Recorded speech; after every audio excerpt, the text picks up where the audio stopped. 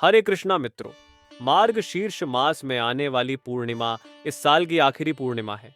ऐसी मान्यता है कि पूर्णिमा का व्रत रखने से व्यक्ति के जीवन में खुशहाली आती है और इस मास में पड़ने वाली पूर्णिमा मनोकामना पूर्तिदायक संतान सुख प्रदायिनी है।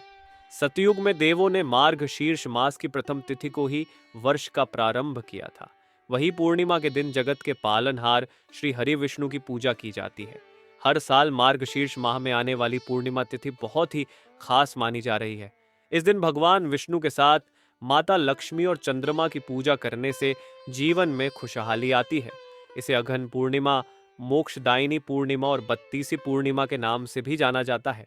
धार्मिक मान्यता के अनुसार इस तिथि पर किए गए दान पुण्य शुभ कार्यों का फल किसी भी अन्य पूर्णिमा की तुलना में 32 गुना ज्यादा मिलता है। वही पूर्णिमा के दिन श्री सत्यनारायण भगवान की कथा, लक्ष्मी पूजन, शंख पूजन और भगवान श्री कृष्ण सहित चंद्रमा का पूजन करने से मन के विकार मिटते हैं, जिससे मन में बसी हर कामना को पूर्ण किया जा सकता है। मार्गशीर्ष पूर्णिमा के दिन ही मां अन्नपूर्णा की जयंती भी मनाई जाती है, इसलिए यह तिथि सबसे खास है। पूर्णिमा के शुभ मुहूर्त में श्री कृष्ण भगवान, श्री विष्णु, लक्ष्मी जी सहित चंद्रदेव का पूजन अवश्य करना चाहिए। नियम पूर्वक स्नान करके आचमन करें, भगवान का पंचोपचार पूजन करें। इसके बाद ओम नमो नारायण मंत्र का उच्चारण करके हवन करें। रात को चंद्रमा को अर्घ देते समय प्रार्थना करें कि मेरे द्वारा दिए गए अर्घ को हे चंद्रदेव आप स्वीकार करें, आप श्वेत किरणों से सुशोभित हैं। आपको नमस्कार है, आप श्री लक्ष्मी जी के भाई हैं, आपको नमस्कार है। और फिर मार्गशीर्ष पूर्णिमा या फिर उसके ठीक अगले दिन अपनी सामर्थ्य के अनुसार आप ब्राह्मणों को भोजन करा सकते हैं, उन्हें दान देकर विदा कर सकते हैं। और पूर्णिमा के दिन माता, बहन, पुत्री या फिर परिवार की अन्य स्त्रियों को भी वस्त्र देने चाहिए। पूर्णिमा के शुभ मुहूर्त में भक्त द्वारा की गई भगवान की मानसिक पूजा भी संपूर्ण फल प्रदान करती है। अपने विशिष्ट गुणों के कारण मार्गशीर्ष पूर्णिमा दुर्भाग्य को सौभाग्य में बदलने की क्षमता भी रखती है। अगर किसी व्यक्ति को लंबे समय से कोई कष्ट है तो वह मार्गशीर्ष पूर्णिमा के दिन व्रत रखकर स्नान ध्यान द्वारा अपने दुर्भाग्य को सौभाग्य में बदल सकता है। मां अन्नपूर्णा को शास्त्रों में संसार के भरण पोषण की देवी कहा जाता है। उन्हें अन्न की देवी माना जाता है। धार्मिक मान्यता है कि एक बार जब काशी में अकाल पड़ा तो लोग भूख से व्याकुल होने लगे। तब भगवान शिव ने लोगों की सहायता की। अगन पूर्णिमा के दिन ही माता पार्वती ने अन्नपूर्णा का रूप धारण किया और फिर भगवान शिव ने लोगों की भूख मिटाने के लिए मां अन्नपूर्णा से भिक्षा मांगी थी। इसके बाद मां अन्नपूर्णा ने वचन दिया कि काशी के लोग अब कभी भूखे नहीं रहेंगे। इसलिए मां अन्नपूर्णा को अन्न, भोजन और समृद्धि की देवी कहा जाता है।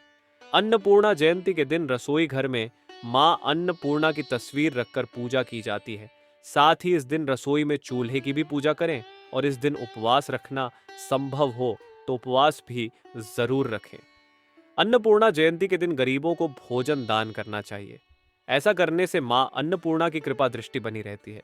इस बार पूर्णिमा की तिथि 2 दिन है, तो ऐसे में व्रत किस दिन रखा जाएगा, किस दिन स्नान दान करना ज्यादा सही रहेगा, अब आपको बताते हैं।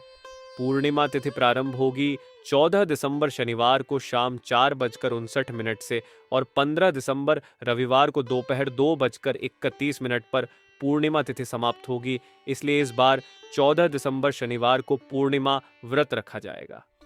अन्नपूर्णा जयंती भी इस दिन मनाई जाएगी और दत्तात्रेय जयंती भी इसी दिन मनाई जाएगी और 15 दिसंबर रविवार को भी इस बार पूर्णिमा का व्रत रखा जाएगा।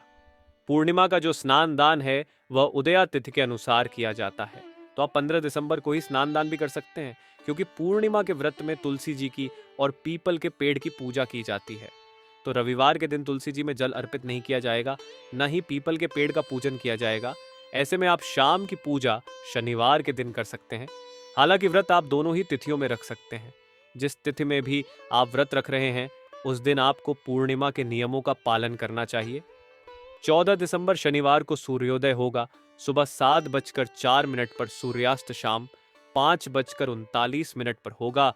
ब्रह्म मुहूर्त सुबह 5:28 से 6:16 तक रहेगा। अभिजीत मुहूर्त दोपहर 12 बजे से 12:42 तक रहेगा। और इस बार पूर्णिमा तिथि पर दोनों ही दिन बहुत ही शुभ योग बन रहे हैं। सर्वार्थ सिद्ध योग बन रहा है, जिसमें सिद्ध योग सुबह 8:36 तक रहेगा। उसके बाद में साध योग अगले दिन तक रहेगा। राहु काल सुबह 9 से 10:30 बजे तक रहेगा और इस दिन चंद्रोदय होगा शाम 4:37 तक। तो शाम को चंद्रोदय होने पर आप इसके बाद से कभी भी चंद्र देवता की पूजा करके व्रत का पारण कर सकते हैं। अब बात करते हैं 15 दिसंबर रविवार के मुहूर्तों के बारे में। तो इस दिन सूर्योदय होगा सुबह 7:04 पर सूर्यास्त शाम 5:39 पर होगा। ब्रह्म मुहूर्त सुबह 5:28 से 6:16 तक रहेगा। साध्य योग सुबह 5:07 तक रहेगा और बाद में शुभ योग प्रारंभ हो जाएगा। तो आपकी जो भी मनोकामना है उसके लिए आप कोई खास उपाय यदि करना चाहें तो आप इन शुभ योगों में कर सकते हैं। अभिजीत मुहूर्त दोपहर 12 बजे से 12:43 तक रहेगा, जिसमें आप श्री सत्यनारायण भगवान की पूजा करके कथा का श्रवण कर सकते हैं। अमृतकाल शाम 6:06 से 7:36 तक रहेगा। राहु काल रहेगा शाम 4:30 से 6 बजे तक। राहु काल को अशुभ मुहूर्त माना जाता है, तो कोई भी शुभ काम आप इस समय में ना करें। अब जानते हैं रविवार के दिन चंद्रोदय के समय के बारे में। तो इस दिन चंद्रोदय होगा शाम 5:36 पर। हालांकि पूर्णिमा तिथि दोपहर तक ही समाप्त हो गई होगी, क्योंकि यही कारण है कि जब भी लोग पूर्णिमा का उपवास रखते हैं तो शाम को जिस समय चंद्रमा उदय हो रहे हो उस समय पूर्णिमा तिथि यदि विद्यमान होती है तो उस तिथि में पूजा करना या व्रत रखना ज्यादा सही मानते हैं। तो शाम को यदि आपने आज व्रत रखा है तो इस समय के बाद से जितनी जल्दी हो सके चंद्र देवता का पूजन करके व्रत का पारण आप कर सकते हैं। मार्गशीर्ष पूर्णिमा के साथ ही मार्गशीर्ष मास का समापन भी हो जाएगा और इसके बाद से पौष मास प्रारंभ हो जाएगा। पौष मास विशेष रूप से सूर्य देवता को समर्पित माना जाता है। अब बात करें मार्गशीर्ष पूर्णिमा की पूजा विधि के बारे में। तो मार्गशीर्ष पूर्णिमा के शुभ मुहूर्त में श्री कृष्ण भगवान, विष्णु, लक्ष्मी जी सहित चंद्रदेव की पूजा अवश्य करनी चाहिए। नियम पूर्वक स्नान करके आचमन करें, भगवान का पंचोपचार पूजन करें, तत्पश्चात ओम नमो नारायण मंत्र का उच्चारण कर हवन करें। चंद्र को अर्घ्य देते समय प्रार्थना करें कि मेरे दिए हुए अर्घ्य को स्वीकार करें। आप श्वेत किरणों से सुशोभित हैं, आपको नमस्कार है। आप लक्ष्मी के भाई हैं, आपको नमस्कार है। दूसरे दिन सुबह ब्राह्मणों को भोजन कराएं और सामर्थ्य अनुसार दान देकर विदा करें। इस दिन माता, बहन, पुत्री और परिवार की अन्य स्त्रियों को वस्त्र भी देने चाहिए। मार्गशीर्ष पूर्णिमा के शुभ मुहूर्त में भक्त द्वारा की गई भगवान की मानसिक पूजा भी पूर्ण फल प्रदान करती है। अपने विशिष्ट गुणों के कारण मार्गशीर्ष पूर्णिमा दुर्भाग्य को सौभाग्य में रूपांतरित करने की क्षमता रखती है। अगर किसी व्यक्ति को लंबे समय से कष्ट है तो वह मार्गशीर्ष पूर्णिमा के दिन व्रत रखकर स्नान ध्यान द्वारा अपने दुर्भाग्य को सौभाग्य में परिवर्तित कर सकता है। भोग लगाने के बाद भगवान विष्णु और माता लक्ष्मी की आरती करे। फिर शाम को चंद्रोदय के बाद चंद्रमा का पूजन कर अर्घ्य दे। मान्यता है कि ऐसा करने से सभी दोषों से मुक्ति मिलती है। पूजा के बाद इस दिन दान पुण्य जरूर करें। अब बात करते हैं मार्गशीर्ष पूर्णिमा के महत्व के बारे में। तो मार्गशीर्ष माह में श्री कृष्ण भक्ति का विशेष महत्व है। योगेश्वर भगवान श्री कृष्ण ने गीता में स्वयं कहा है, मासों में मैं मार्गशीर्ष मास हूं। मार्गशीर्ष मास भगवान श्री कृष्ण का ही एक स्वरूप है। इसलिए इस मास में पड़ने वाली पूर्णिमा मनोकामना पूर्तिदायक संतान सुख प्रदायिनी है। सतयुग में देवों ने मार्गशीर्ष मास की प्रथम तिथि को ही वर्ष का प्रारंभ किया था। मार्गशीर्ष पूर्णिमा के दिन सत्यनारायण भगवान की कथा, लक्ष्मी पूजन, शंख पूजन, भगवान श्री कृष्ण सहित चंद्रमा का पूजन करने से मन के विकार मिटते हैं, जिससे मन में बसी हर कामना को पूरा किया जा सकता है। अब बात करते हैं मार्गशीर्ष पूर्णिमा पर कर्ज मुक्ति एवं धन प्राप्ति के विशेष उपाय के बारे में। अपार धन प्राप्ति के लिए मार्गशीर्ष मास में शंख पूजन का निर्देश शास्त्रों में दिया गया है। अगर किसी कारणवश पूरे मार्गशीर्ष मास में शंख पूजन न किया हो तो मार्गशीर्ष पूर्णिमा के दिन सौभाग्य वृद्धि के लिए शंख पूजन अवश्य करें। मार्गशीर्ष पूर्णिमा के दिन शंख में तीर्थ स्थान का जल भरकर विष्णु सहस्त्र नाम अथवा गजेंद्र मोक्ष का पाठ करें। तत्पश्चात शंख के जल को घर कार्यालय की दीवारों पर छिड़कें। ऐसा करने से घर एवं कार्यालय की नकारात्मक ऊर्जा दूर होगी तथा सौभाग्य धन वृद्धि के द्वार खुलेंगे। मार्गशीर्ष मास में खास तौर पर पूर्णिमा के दिन लक्ष्मी पूजन करते समय दक्षिणावर्ती शंख की पूजा अवश्य करनी चाहिए। दक्षिणावर्ती शंख में मार्गशीर्ष पूर्णिमा के दिन साबुत चावल भरकर रखने से घर के भंडार भरे रहते हैं, जीवन में धन की कमी महसूस नहीं होती है। तो आइए अब आपको सुनाते हैं मार्गशीर्ष पूर्णिमा की व्रत कथा। काशीपुर नगर के एक गरीब ब्राह्मण को भिक्षा मांगते देखकर भगवान विष्णु जी ने स्वयं ही एक बूढ़े ब्राह्मण के रूप में उस निर्धन ब्राह्मण के पास गए और कहने लगे, हे विप्रे, श्री सत्यनारायण भगवान मनोवांछित फल देने वाले हैं, तुम उनका व्रत पूजन करो, जिसे करने से मनुष्य सब प्रकार के दुखों से मुक्त हो जाता है। इस व्रत में उपवास का भी अपना महत्व है, किंतु उपवास से मात्र भोजन न लेना ही नहीं समझना चाहिए।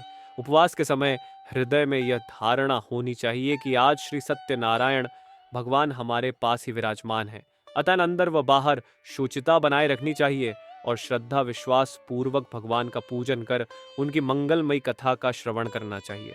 श्री सत्यनारायण की कथा बताती है कि व्रत पूजन करने में मानव मात्र का समान अधिकार है, चाहे वह निर्धन धनवान राजा हो या व्यवसायी ब्राह्मण हो या अन्य वर्ग स्त्री हो या पुरुष। यही स्पष्ट करने के लिए इस कथा में निर्धन, ब्राह्मण, गरीब, लकड़हारा राजा, उल्कामुख धनवान व्यवसायी, साधु, वैश्य, उसकी पत्नी लीलावती पुत्री कलावती, राजा तुंगध्वज एवं गोपगणों की कथा का समावेश किया गया है।